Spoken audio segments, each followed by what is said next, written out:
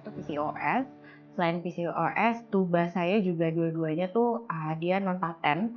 Jadi sperma sama sel telur itu nggak bakal pernah ketemu.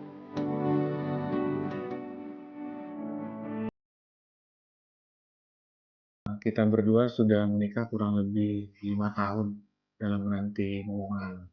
Saya tuh PCOS. Selain PCOS, tuba saya juga dua-duanya tuh dia non paten. Jadi sperma sama sel telur itu nggak bakal pernah ketemu. Selain itu saya juga ada masalah darah, jadi saya trombositosis di mana memang sel darah merah yang diproduksi badan saya terlalu banyak. Jadi dari situ konsultasi dengan Opjin di RSPI, akhirnya kami memutuskan untuk program IVF.